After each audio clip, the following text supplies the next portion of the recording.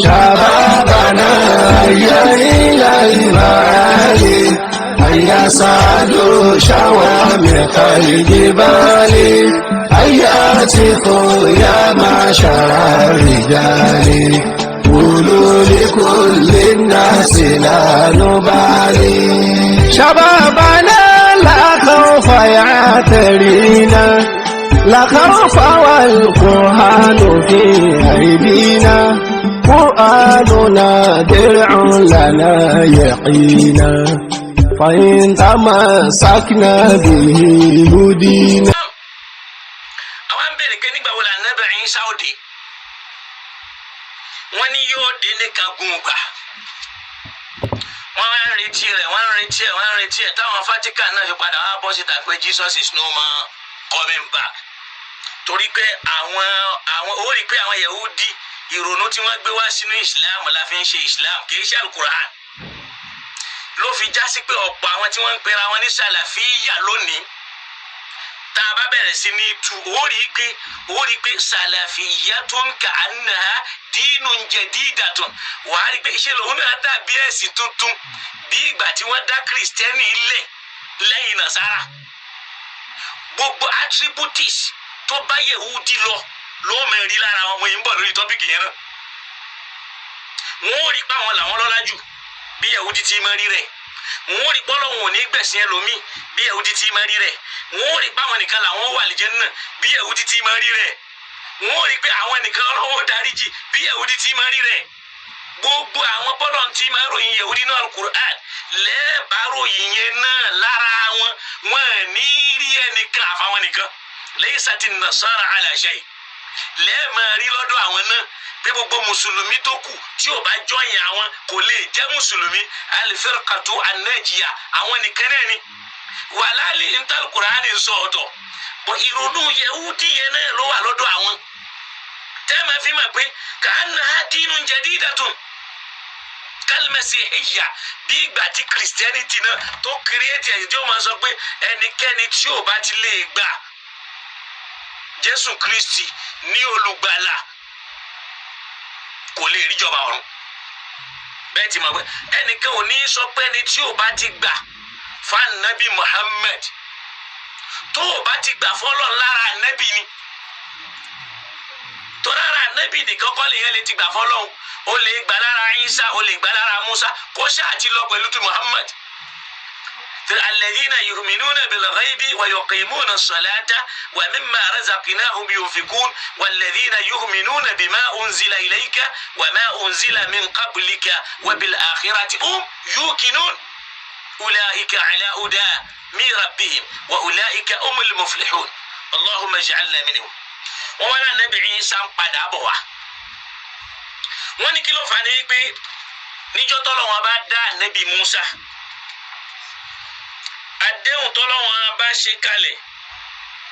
sínú Al-Qur'ani ni wípé yukallimu an-nasa fil mahdi wa kahla wọ́n ní yóò sọ̀rọ̀ lórí ìtẹ́ yóò tún sọ̀rọ̀ tó bá dàgbà wọ́n wá ní ó ti sọ̀rọ̀ nígbà tó wà lórí ìtẹ́ àmọ́ kò tí ì sọ̀rọ̀ ní kahal ibẹ̀ yẹn ni wàhálà ti dé torí pé àwọn tó wá gba ìsìláàmù lọ́dọ̀ wa yìí wọ́n wá da ìsìláàmù yẹn rú mọ́ wa lọ́wọ́ wọ́n kẹ́kọ̀ọ́ ìsìláàmù ẹ̀kọ́ táwọn ń gbé bọ̀ làwọn gbé láwa lọ́wọ́ làwa bá gbà lọ́dọ̀ wọn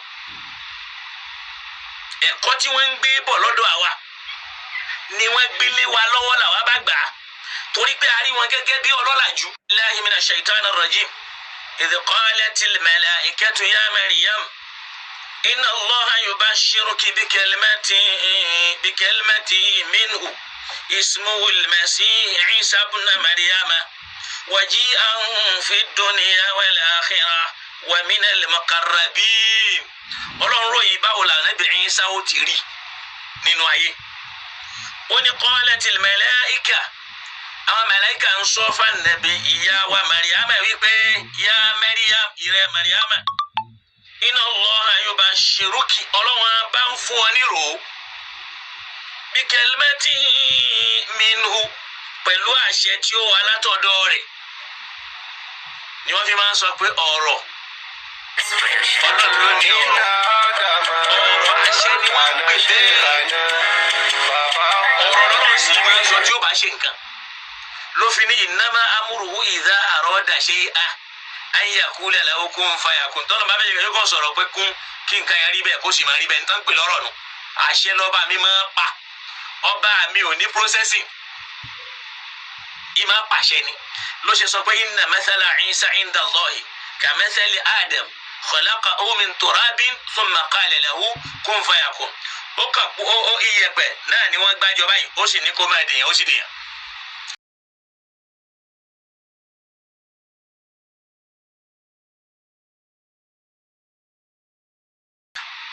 náà ó wà ní ismuhul Masih ó kọ rẹ̀ ó máa jẹ́ Mẹ́sáyà àwọn máa pè lẹ́ni àmì ẹni òróró ẹgbẹ́ ẹni táṣẹ Ọlọ́run ń bẹ láre Isa bunu Maryama Isa ọmọ Maryama wajiyan fi dunya wal akhirah yóò gba yìí láyé àti lọ́run yóò níyì láyé yóò gba yìí lọ́run wa minal muqarrabina yóò sì wà nínú àwọn tí wọ́n jẹ́ olùsúnmọ́ lọ ìyẹn fi hàn pé àwọn olùsúnmọ́ lọ ń pọ̀ ìyẹn lẹ́ ń pè láyànfẹ́ náà tó bá wà lọ sínú suratu Ali Imran àyà 46 bá máa wí síbẹ̀ ó ní wa yukallimu ọ̀gbẹ́ 45 ni mo wí ó ní wa yukallimu nasa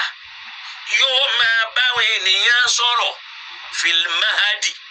nígbà tí wọ́n bá bí sórí ìtẹ́ wa ka'alan àti ńgbà ó bá dàgbà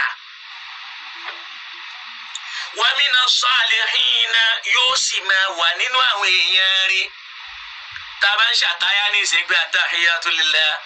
as-salawatu wa tayyiba assalamu ala nabiyyi wa rahmatullah wa barakatuhu assalamu alayna wa ala ibadillahi as-salihin èyí sàpẹ̀lá àwọn tá ń ṣàdúrà fún. wa mina salihin yóò sì wà nínú àwọn èèyàn rí ìbéèrè wa ni wípé ma'ana al-mahdi wa ka'al kí ni túmọ̀ ìtẹ́ kí ni túmọ̀ al-kahal tá a máa ń dojú ẹrú fáwọn èèyàn táwọn èèyàn ò kí ń bá ó rí pé a máa qawluhu ka'alan tábà ògbólóhùn káàlù yẹn fa innahu wa muhtakiman fawqa al-guluma nígbà tó bá dọ̀dọ̀ ó gbọ́ ọ̀dọ́ nígbà èèyàn bá wà lọ́dọ̀ ẹgbẹ́ muhtakiman fawqa al-guluma nígbà tí èèyàn bá fẹ́ wà lókè ọ̀dọ́ téèyàn bá dọ̀dọ̀ tó fẹ́ kọjá ọ̀dọ́ ni wọ́n máa ń pè ní gùlúmà nínú èdè lábàtọ́ bá ní gùlámù bayna al-guluma wal-gulumiyya wal-gulamiyya ìtumọ̀ rẹ̀ ni wípé ọ̀dọ́ láàrin àwọn ọ̀dọ́ wal-gulumiyya wal-gulamiyya gùlúmà yẹn bí ìgbà tá a bá ní àtòfúlá wà tòfúlíyà yẹn wà dúnà ṣe ìhúkà kìí ṣe pé ó máa darúgbó ó gbọ́ mọ̀tẹ́kínà ń fẹ́ ká àgùlùmẹ̀ láàrin pé ó dọ̀dọ̀ ó fẹ́ yọrí kúrò lọ́dọ̀ yùkọ́lù mínírù làwọn onílárúbáwá fi máa sọ pé rọ́jùlùn kahalun wa mura'atun kahalatun kama qala ar-rajisu huwa azafiru al-faqimi wani wala a'udu ba'daha kariyan umarisul kahalata was-sabiyya so kini tuma kahalu kì í ṣarúgbó ló fi já sí pé wọ́n ń jẹ́ kó máa yé wa yí pé jihadul marihi fi sigari wa ka'alin sọfírun la yushabihu sọfírun jihadul mari ìgbìyànjú tó mẹyàn bá ṣe fi sigari nígbà tó wà lọ́mọ kéékèèké wa ka'alin àti nígbà tó bá bọ́ sọ́dọ̀ sọfírun fèrè kẹ́ni la yushabihu sọfírun tá a lè fi fèrè kankan wé àwọn èèyàn wa máa dúpẹ́ ńgbà tó bá dàgbà kó lọ́dọ̀ tó darúgbó arúgbó tí ń bọ̀ wá bímọ kí lọ́mọ ó ṣe fún so umarisul kàhálàtà wá sọ̀bíyà sọ̀bíyù nígbà tí yẹn wá lọ́mọ kéékèèké kàhálàtù nígbà tí yẹn bọ́ sọ́dọ̀ tó fẹ́ kú òǹbẹ tí mo sọ yìí tí a bá lọ ká tíra ká ń pè ní alìjẹ́mà fọlọ́ tírì yóò ní àti sọ pé yóò wà mẹ́ al-Mukhassas ó bá ń bẹ́ Amali al-Ghali ó bá ń bẹ́ àti tíra tá ń pè ní As-Sumt ó bá ń bẹ́ tíra èdè ni ìyẹn ń jẹ́ sẹ́ríù Adabil Katib Ibn Sayyid lọ́wọ́ yẹn náà lọ́wọ́ Jawaliki kódà al-Lisan ó wà ń bẹ́ sèyẹn wà kọ́dí fa'ala dhalika Isa alayhi salam anabi Isa ti sọ̀rọ̀ lọ́mọdé ó ti sọ̀rọ̀ ní káàl.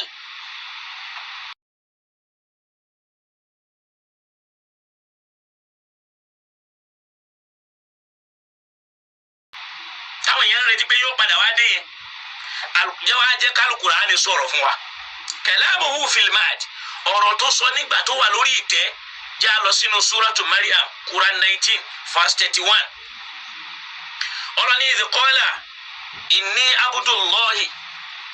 nígbà tó ń sọ wípé èmi ní ẹrú ọlọ́run ẹ̀dá ọlọ́run atani alikitaba wọ́n fún mi ní mẹ́tírà ọlọ́run fún mi ní mẹ́tírà waja'alani nabiyya ó sì ṣe mí lánàbì wọ́n ló gbọ́dọ̀ wá dọ́mọ 40 ọdún kó tó dà nẹ́bì wọ́n ti sí tọ́ dà nẹ́bì níjọ́ tán bí kò sí àkọọ́lẹ̀ kan tó sọ fún wa pé èèyàn gbọ́dọ̀ dógójì ọdún kó tó dà nẹ́bì ọlọ́run tora nẹ́bì Yusufu alayhi salam bóyá lójú ọmọ ọdún 12 sọmọ ọdún 9 tó dà nẹ́bì ọlọ́run tá a bá ka súrátù Yusuf bí àyà kẹ́ẹ̀dógún bẹ́ẹ̀ ó rí i pé mo mú wa jẹ́ n sáré yẹ̀ wò torí njọ́ mi alukur'an kò wọ àwa mùsùlùmí létí mọ́ tó bá wo súrátù Yusuf bí àyà 15 Yusuf ogójì ọdún kó tó dà nẹ́bí ọlọ́run bí àyà ẹlẹ́ẹ̀kẹ́ẹ̀dógún ibẹ̀ náà ni ó ní àyà 15 ní súrátù Yusuf ó ní falamma dhahabu bihi nígbà táwọn ẹ̀gbọ́n rẹ̀ mú un lọ kó lákàtà bàbá rẹ̀ wa ajma'u ala an yaj'aluhu fi ghayabatil jubbi tí wọ́n pawọ́ pọ̀ láti jù ú sínú kànga wa awhayna ilayhi làwọn ọlọ́run fún níwáyé sọ ti pọ̀ mọ́ 40 ọdún gbà náà ìrònú àwọn àfa torí pé wọ́n rí pé ńgbà nábì fẹ́ dà nábì ọlọ́run 40 ọdún lòún bẹ̀rẹ̀ làwọn bá sọ ní gbogbo ẹni tí ó bá dà nábì gbọ́dọ̀ jẹ́ 40 ọdún àwòháyínà ilayhi ibẹ̀ yẹn láti fún níwáyé láti sọ́dà nábì ọlọ́run wípé látùnà bí annahum bí amúrihim hàdà sórí tí wọ́n ń ṣe fún wọn lọ́wọ́ yìí ó padà ṣàlàyé rẹ̀ fún wọn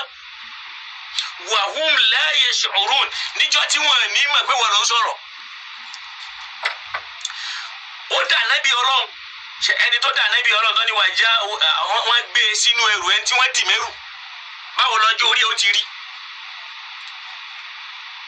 níjọ́ tí wọ́n bí Ànábì Ìsá alayhi salam lòun ti bẹ̀rẹ̀ nùbúwà àwọn kan wọ́n bí nùbúwà mọ́ wọn lára ni bí Ànábì Yahya òun wà nínú àwọn ìyá rẹ̀ tó ti ń jà Ànábì ọlọ́run àwọn kan gbéjà Ànábì ọlọ́run wáyé láti inú ìyá àwọn kan ń jọ tá a bí wọn ni wọ́n pọ̀ sí wọn lára àwọn kan nígbà tí wọ́n Ànábì Yusuf nísìn òun ò tiẹ̀ tí dọ̀dọ̀ ọmọdé ló wà tó ti dà Ànábì kò sákọọ́lẹ̀ kan tó sọ wípé Ànábì ọlọ́run kan tí ó bá dà Ànábì ọlọ́run yóò gbógójì ọdún láàrin irọ́ tí wọ́n gbélé wa lórí nù ok tábà bíra wa lé Ànábì Ìsá yìí níjọ́ tí wọ́n bí ló ti ní waja'alani nabiyyan wọ́n ti ṣe mí lánàbì kìí ṣe pé mo ṣẹ̀ṣẹ̀ fẹ́ dà Ànábì innahu nabiyyun qabla an yulada Ànábì nìkan tó bí ó pẹ̀lẹ́ ni tí wọ́n bí ìjà Ànábì mọ́ lára kìí ṣe pé ó ṣẹ̀ṣẹ̀ wá dà ló fi ní àtàníyàl kìtàbà wọ́n fún mi nímọ̀ rẹ̀ láti inú ìyá mi ni waja'alani nabiyyan wọ́n ti ṣe mí lánàbì láti inú ìyá mi waja'alani mubarakan wọ́n ti ṣe mí lọ́mọ oníbùkún láti inú ìyá mi ni àìsùnmọ̀ àkùntù gbogbo ibi tí n bá dé mubaraku ni. wà á sọ níbi sọ̀láàtì wà zakati wọ́n ti pa mí láṣẹ ẹ̀rún láti inú ìyá mi wọ́n ti pa mí láṣẹ sàká láti inú ìyá mi bá a ti fẹ́ hùwà láyé ọlọ́run ti parí ẹ̀ láti inú ìyá mi mẹ́ẹ̀dùmtù àyà ni o lódì wọn tí ń bá wà wà láyé mi ò ní ṣe nǹkan mi yàtọ̀ síṣẹ́ ọlọ́run tí mo fẹ́ jẹ́ o mẹ́ẹ̀dùmtù àyà kó tó wá sọ yìí pé sàlámù ní àláyà àláfíà ọlọ́run ó máa bá mi o ìyá ó máa wùlí títún ń jọ tí wọ́n ti bí mi aburú ò ní ṣe mí torí pé ìyá rẹ̀ ti tọrọ lọ́dọ̀ ọlọ́run ìyá rẹ̀ pé mo fi ọ́ ṣọ́ wàdúrì ìyá tàá mina shaitanir rajim aburú ò gbọ́dọ̀ kàn wọ́n ìkà ò gbọ́dọ̀ rí tí wọ́n ṣe èyí ń lóbi pé sàlámù ní àláyà àláfíà ọlọ́wọ́ máa jẹ́ tèmi ni màá fi lo ayé mi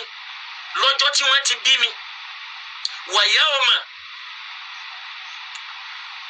àtọjọ́ tí wọ́n ṣe kíni o tí màá kú wàyà ọmọ àmúùtù ọjọ́ tí màá kú òun gán sọ pé òun ó kú bẹ́ẹ̀ tí ń wá ní kò kú bóyá àdéhùn yẹn ọlọ́run ọba ẹni ò ṣe wàyà ọmọ àmúùtù lọ́jọ́ tí màá kú wàyà ọmọ ọba àfọ àyà àtọjọ́ tí wọ́n tún padà wá gbé mi dìde lọ́run pẹ̀lú àwọn tí wọ́n bá gbé dìde àwọn àfáà wa ń gbà ronú yehudi ronú nasara wọn sọ di islam tọ́lọ̀ ń bá wa fẹ́ nìkan lóye àti ìmọ̀ láti ṣàlàyé wọ́n máa béèrè pé ń bo nímọ̀ rẹ ti wá ṣé wọ́n nímọ̀ táwọn tàná ni kò sẹ́ni ó wí bẹ́ẹ̀ àwọn tàná yẹn náà wọ́n gbá wá yí lọ́dọ̀ ọlọ́run òye lọ́lọ́run bù wọ́n àtàdábùrù lọ́lọ́run bá ń béèrè lìyàtàdábàrú àyàtì ẹ wòye sáwọn ọ̀rọ̀ àwọn ìkímọ̀ ọlọ́run nínú Al-Qur'an wàlìyàtàdàkàrà ulul albab káwọn tó bá nílò akáyè yẹn káwọn lè bá a máa mú nǹkan jáde pé yín báyìí lọ́lọ́run bá ń sọ.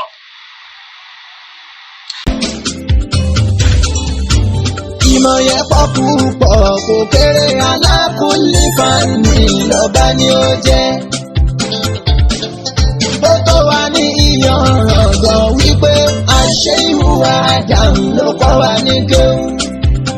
ẹ̀yẹ yan wá pàrọ́mù náà bá ní Ádámù. Alágége máa kú iṣẹ́ tẹ̀sán mi máa dọ̀la lọ́dọ̀ fẹ́ sọ mi mọ̀ ní ilẹ̀ pátákárá. Alágége máa kú iṣẹ́ tẹ̀sán mi máa dọ̀la lówó fún kówó. iṣẹ́ mi ṣe ìkùnà Ádámù wúlò fún ẹ̀dá aráyé. wọ́n tàn mọ́ lẹ́sẹ̀ẹ́sì pẹ̀lú ìmọ̀ tó bá fún wọn fààyè ayé.